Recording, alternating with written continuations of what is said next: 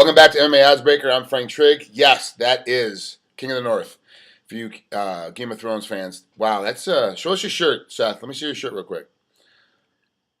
He's not playing any games. He's seriously a Game of Thrones fan. This is Seth Petruzelli. Obviously, he's fighting on the next Bellator card. He's fighting the main event. Mo Lawal is his opponent. Seth is 14-7. Muhammad is 9-2. Okay, good. We're done with the beginning.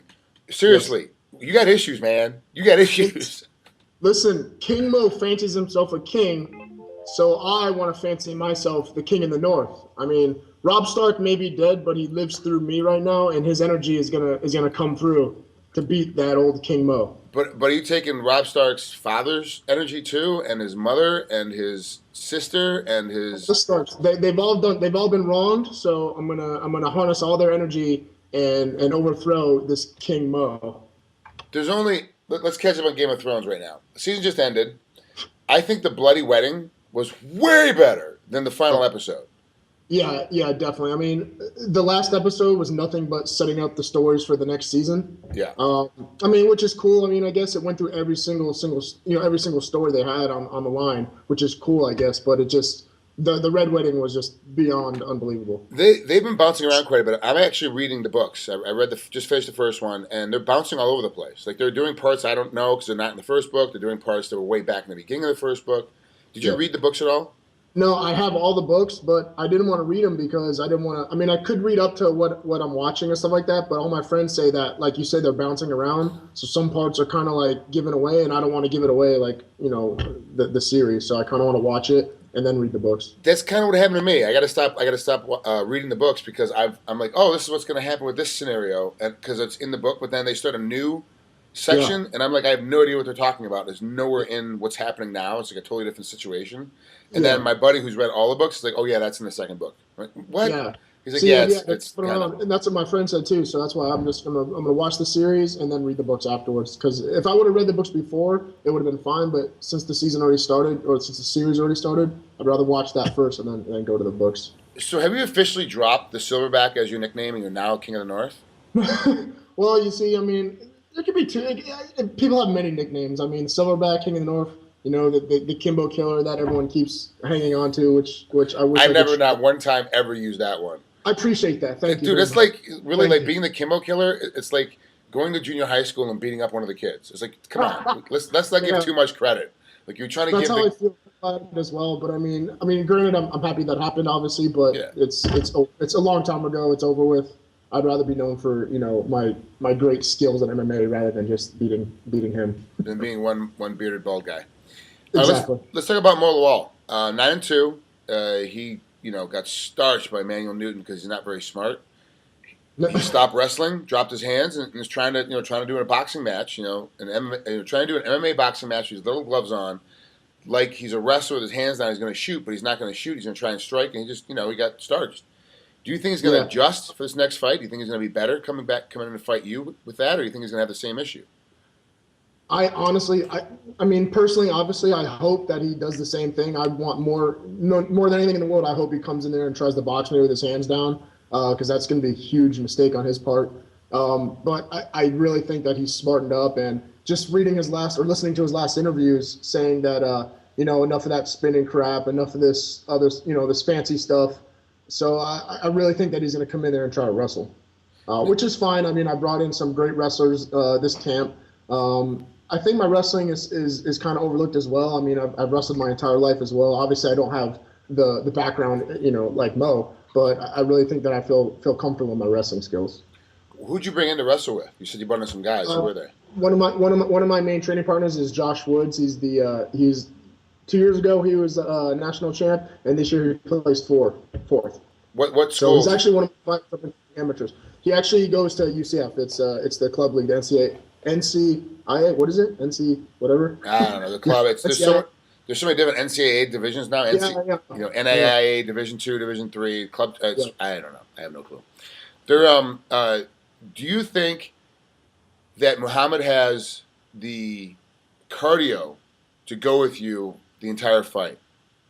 Yeah, I mean, I've watched his when was it? Was it his Bellator fight or was it a Strikeforce fight where he went 5 rounds and he didn't seem like he gassed too much. So I mean, he went 5 rounds and obviously he slowed down like any fighter would slow down a little bit in 5 rounds, but I don't think cardio is going to have any role in this at all. I think he's going to come in shape. I've been busting my ass with my cardio, so I'm going to come in shape, and if it goes 3 rounds, it's going to go 3 rounds with us. It's going balls to the wall. Besides uh, bringing in Wood to be a wrestling partner, who else have you brought in to work with that's going to mimic Muhammad when you're fighting him? Well, maybe not so much mimic because I brought in this gigantic. He was like 6'8", but he wrestled up in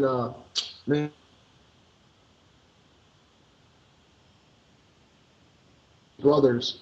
Streshkowitz is his last name. He came in for a few times with me to train, and just phenomenal. I've never been with a wrestler with his caliber. It's phenomenal. Teaching me a lot of like really good sprawl drills, a lot of good sprawl tricks. Working off the cage with him a lot. Like the majority of my camp was it was half sparring, half doing stand up, and then the other half was nothing but cage drills. Working up from the bottom, working on defending from the takedown against the cage and whatnot. So I mean, I really drilled a lot for this fight against Mo's. What Mo does. Let's talk about your last fight, Jacob No. You lost him TKO punch in the first round. What happened in that fight? Uh, Obviously, I don't like to make excuses. He won the fight, but a week before, I partially tore my TCL and sprained my MCL. I didn't let anybody from Bellator know. I didn't let any of I let my close friends know, my training partners, but I didn't let any of the people at Bellator, the doctors or anything like that know, besides my knee doctor who I went to. I taped it up, I braced it up, I put braces on both knees, just so it didn't look like I was hurting one knee. And then as soon as I took that penetration shot at the end of that first round, I mean, I feel like I was winning the fight. I mean, I felt really comfortable. It just felt like a matter of time before I was going to knock him out. I was in and out, tagging him with punches.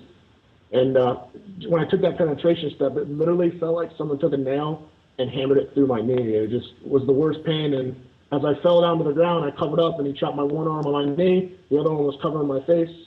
And I just really couldn't move at that point and just got pounded out. So, unfortunate circumstance. I begged for the rematch after that because I really don't feel like I should have a loss to Jacob Noe. I mean, he's a great fighter, but I don't feel like I should have lost to him. They're with all the money in the line, and now you have a loss to him that you shouldn't have had. It's. Do you think now in retrospect that you should have went, okay, look, my knee is hurt, I can't take this fight?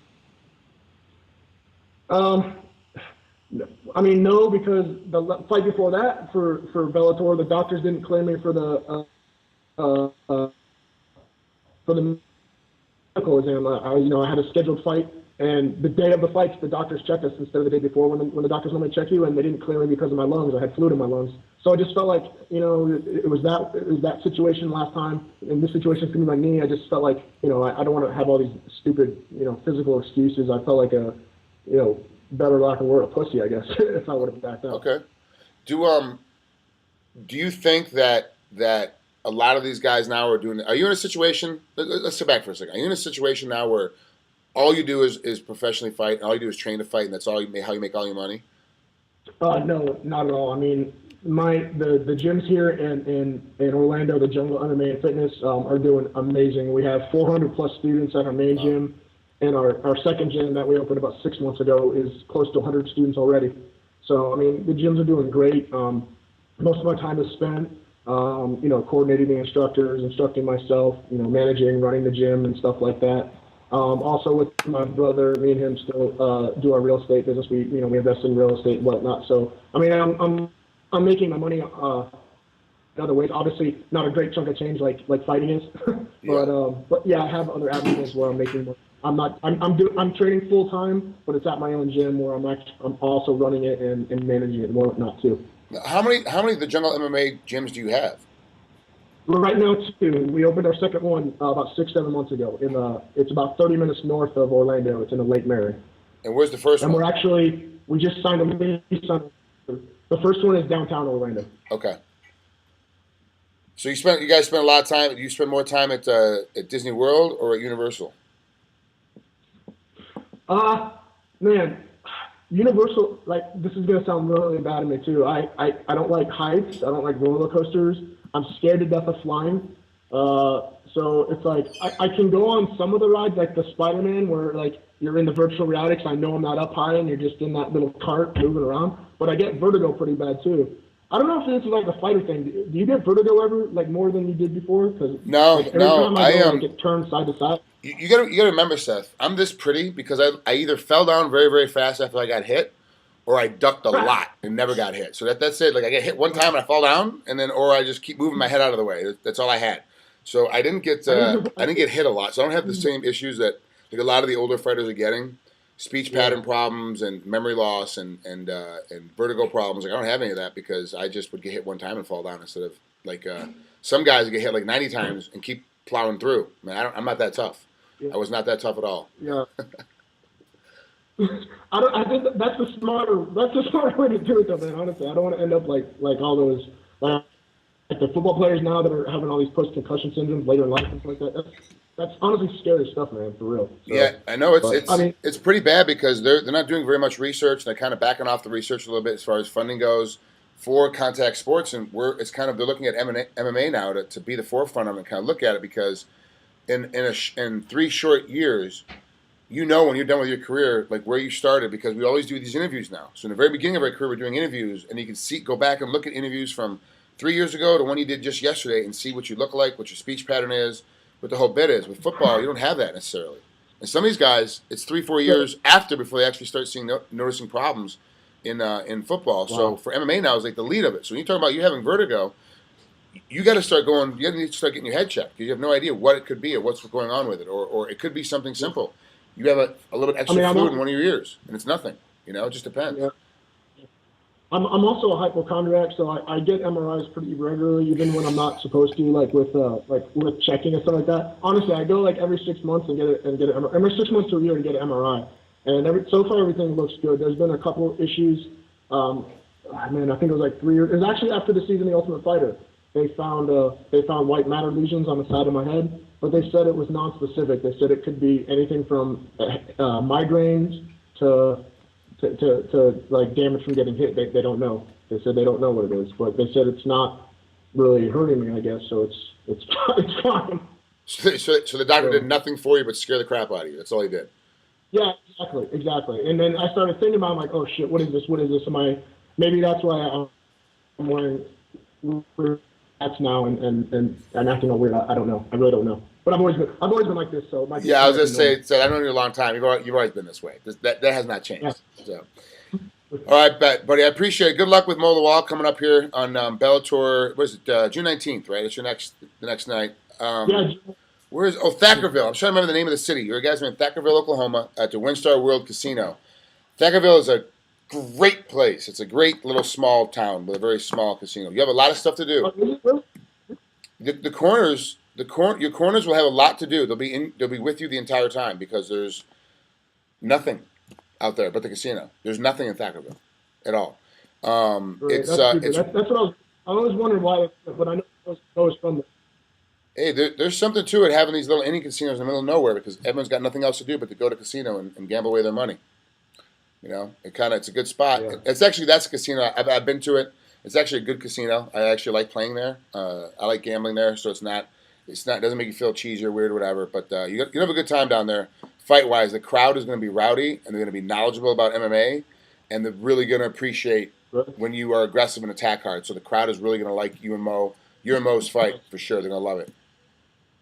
Good. I mean, that's what I plan on doing. I plan on being aggressive, come out there, swinging, kicking, doing everything that I normally do. So, I mean, I hope everyone enjoys it. I'm doing this that's why it's an entertainment industry, man, and I'm doing it to entertain. So I hope that the fans like what I'm going to put out there. Well, good luck, Seth. We'll talk to you later on. And I'll definitely be at the house watching you next June 19th when you're fighting Mo Lawal, Bellator MMA. Awesome. Appreciate it, bro. Long leg is the king of the north. King of the North. See you, bud.